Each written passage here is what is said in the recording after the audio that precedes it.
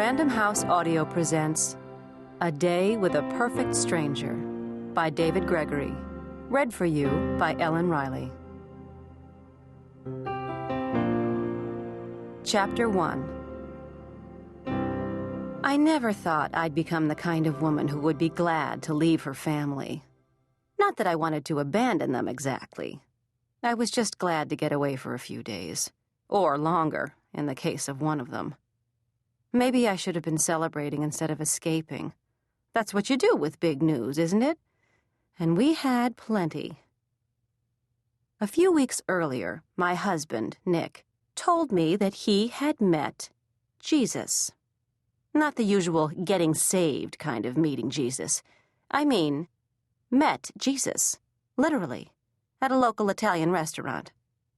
At first, I thought he was joking, of course. He wasn't. Then I thought he had been hallucinating. He had, after all, been putting in 70-hour weeks at work and getting limited sleep. But he stuck to his story, which left me with, I didn't know what. All I knew was that my husband was convinced he had dined with Jesus, and he had turned into some kind of Jesus freak. It was bad enough that he had previously disappeared into his work. Now, when we were together, God was all he wanted to talk about. That wasn't the till death do us part I had planned on. Things had been strained enough between us without bringing God into the mix. It was as if someone had kidnapped the real Nick and replaced him with a religious Nick clone. There we were, plugging along in our marriage, and suddenly Nick, who wouldn't have been caught dead in a church parking lot, is best friends with deity. It's not that I object to religion. People can believe whatever they want to. I just didn't grow up religious, hadn't become religious, and didn't marry someone religious, and I wanted it to stay that way. So getting away from Nick for 4 days was a relief. What I hated was leaving Sarah, my 2-year-old. Granted, I looked forward to the break, as any mother would, but I had never been away from her longer than 2 nights. And even then I found myself missing her by the 2nd day. And that was with my mom coming down to take care of her.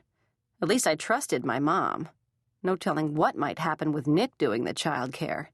Not that he was a bad dad, when he was both home and off his cell phone.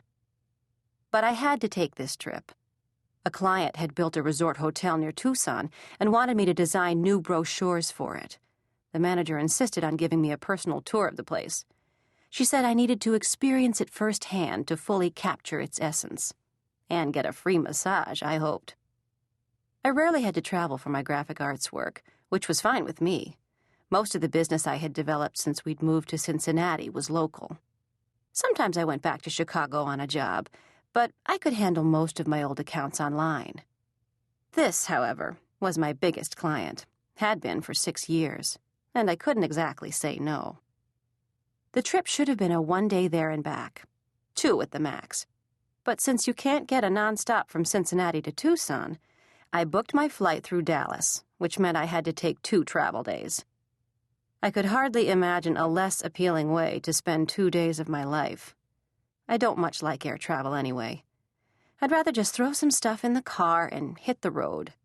In a car, no one has you stand in line or searches your purse or forces you to eat dry pretzels for a snack. Nor does anyone pull you aside, have you extend your arms, and run a baton all over your body. Why do I always get singled out? Plus, I didn't feel the best this particular morning. I knew that getting on a plane without any breakfast wasn't a brilliant idea, since they don't even serve those tasteless meals anymore. But I figured I could break down and buy a snack box if I had to.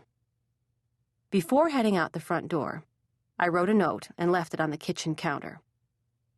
Nick, Sarah's pajamas are in the top drawer, if you don't remember. You may not, since you haven't put her to bed this year. Her toothbrush is in the left drawer in her bathroom. I left plenty of juice, oatmeal, and cereal for breakfasts. Plus, she likes toast and jelly. There's a macaroni casserole she likes in the fridge and some frozen veggies. After that runs out, she likes Chick-fil-A. Don't forget story time at the library tomorrow at 10:30. You can reach me on my cell if you need me for anything about Sarah. Hope you and Jesus have a great time together. Mattie. I drove myself to the airport. Nick had volunteered to take me, but I declined.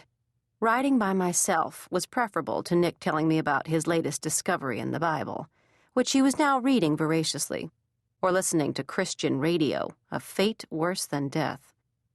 I parked and walked into the terminal.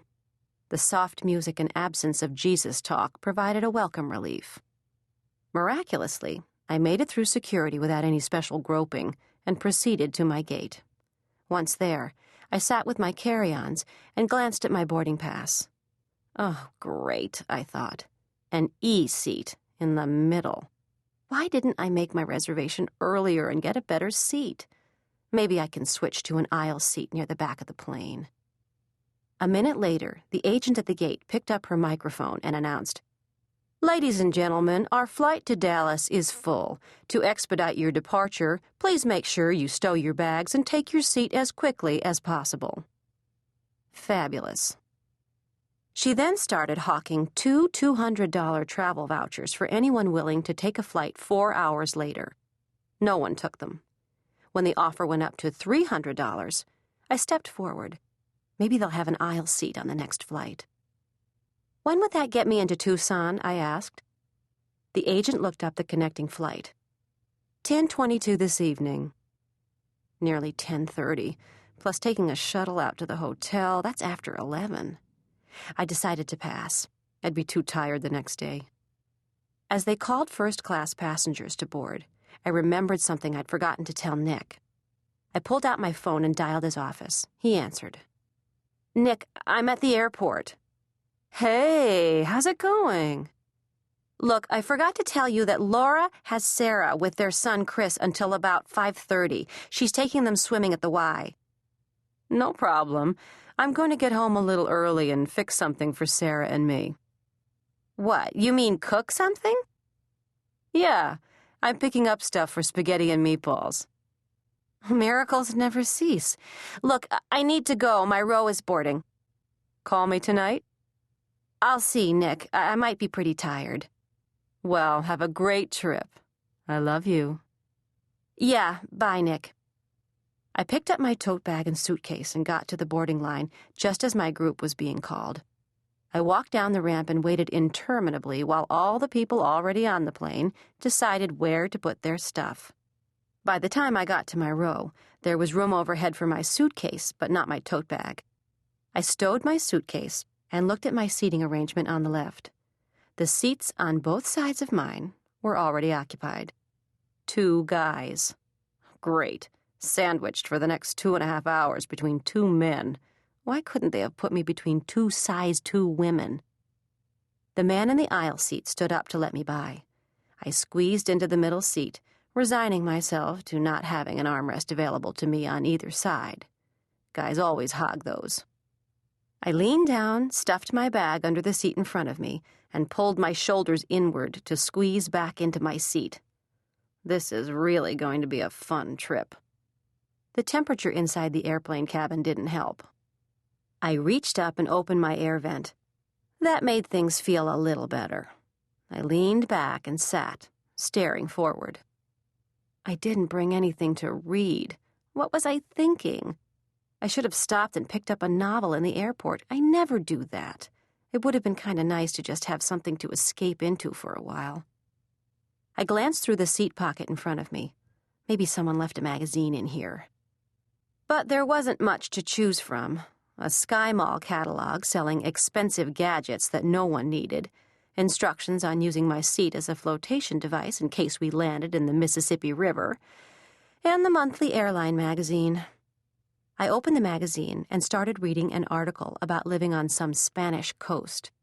The houses were huge, the beaches white, the water crystal clear, the cliffs spectacular. Who were they kidding? No real people live like this. Just then my cell phone rang. I squeezed forward, leaned down, searched through my bag, and caught it on the 4th ring. "Hello?" "Hey, traveler, what's up?" It was my younger sister, Julie. "Just got on the plane, waiting to pull away from the gate."